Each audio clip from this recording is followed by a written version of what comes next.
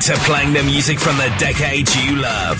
The music just turns me on. This is XLR Radio. Yes, it's Tuesday, 20th February, and we got my next guest on the phone now. He's a country singer, Nashville style, Michael Jay Cresswell. Welcome to the show.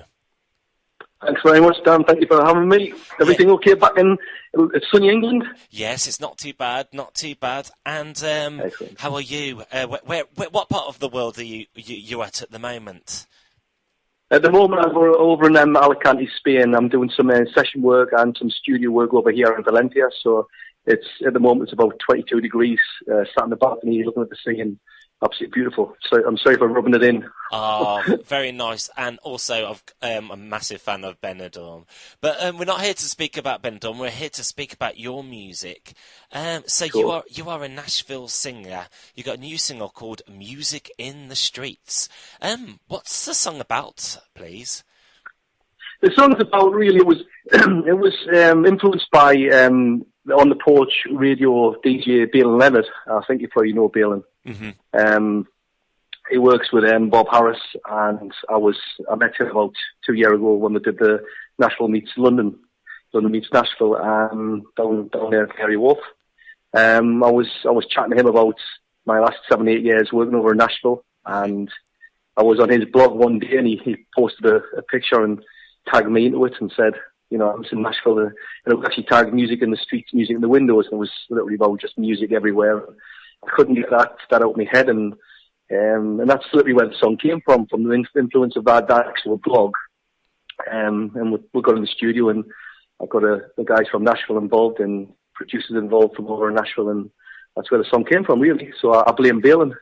So you got a great band as well. You play along with. Yeah, I've got. Yeah. Sorry, Dan. Yeah, has country music always been in your blood then? Was something that always close to your heart?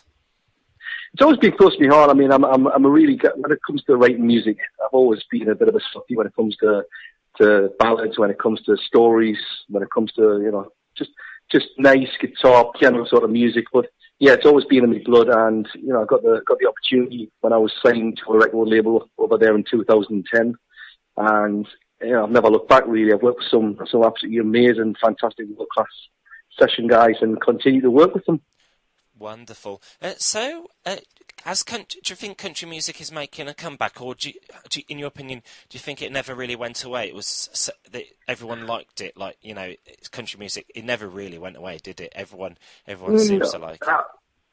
I think what it is, it's diversified itself. It's just grown. That's what's happened. You're getting your likes of your Carrie Underwoods, even your Taylor Swift, who in my eyes isn't country, but she represents country, so she uses it country as pop, which has made it very, very, very trendy for the youngsters. But yeah, old timers like Randy Travis, yeah, Glen Campbell's, these guys have never gone away. They've always packed stadiums out. They've always sold 50 million albums. Sure. So now what we've done is just brought the country Nashville scene across the world. Now you've got some fantastic people over in France, Spain. The UK's country market is absolutely thriving now. That's one of the reasons why I've come back to the UK to try and get into that scene, because I live here most of the year. Spend 3-4 months over in Nashville. So yeah, it's nice to start to get amongst some of the artists in this country who are absolutely phenomenal, really. Yeah. So Nashville, what's the place like to visit and live? That must be an experience. Nashville really is two streets. When people think of Nashville, they think of Nashville as this crazy huge city, and it's not a huge city. There's two streets. You've got the side where all the businesses are, so you'll have some of the biggest studios in the world, which I'm looking after the last 7 years we're recording.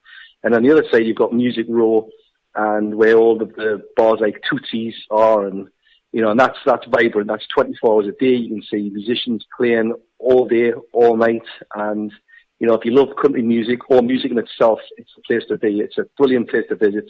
Very friendly. Yeah, it's just a great place to be.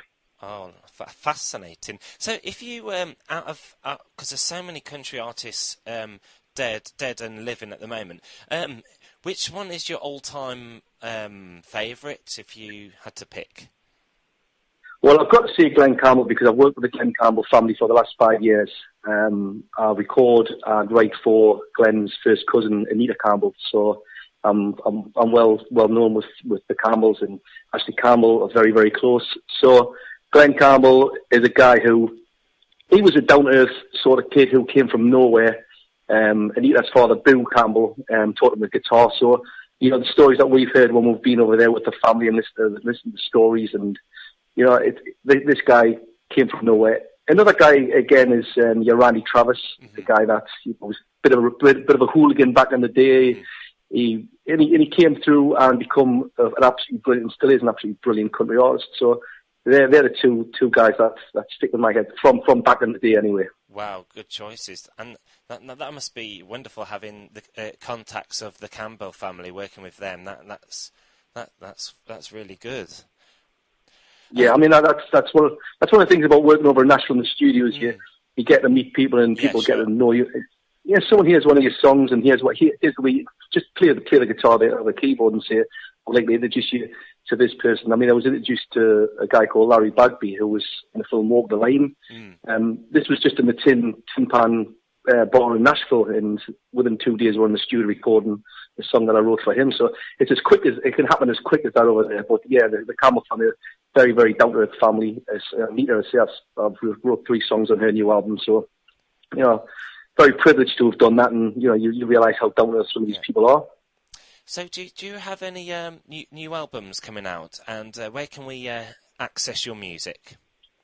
Well, what I've been doing for the last 7, 8 years, I've been mostly working in the studio. I was going down the line of working for a publishing company to get my catalogue out there, and then decided a couple of years ago that I think it was time I took the music on the road myself. So I've written over 100 professional songs recorded over in Nashville, so I've got enough music for about 6, 7 albums. So that's really what's getting in place now. The Music in the Streets one is the one that's up for sale now on all the big major sites. But the album's going to be probably coming out in the summer, and then, you know, if you get the support from the UK audience, like I have got from the US audience, we can start releasing some music and doing some good performances. But yeah, the album probably out in the summertime. Right, wonderful. So we're about to play your new song, Music in the Streets. Final question. If you had to share a pint with, dead or alive, who would it be? Well, I have to say my father. My father passed away 2.5 years ago. Great guy. So I'd have to say my father, because I know my mother's listening, so I'll get a tear or eye. But yeah, I think sometimes when you write music comes from the heart, and you know, if it wasn't for my father, a lot of things wouldn't happen. But if it wasn't, my father would probably be. Let's have a look. I would have to say Elvis, because this guy was just a total cool dude who lived life and burnt a can on both ends. So I wouldn't mind a pint with Elvis. Well, keep doing what you're doing. I'm sure your father is very proud of you, and many blessings to you and your family. And if it's all right with you, going to play your new song now, Music in the Streets. Thanks very much, Dan, and have a great day. And thanks for having me on. And we'll keep in contact soon. I've got you all on my Twitter and everything. So great to see what you're up to. Right then, ladies and gentlemen, that was Michael Jay Cresswell, and this is Music in the Streets.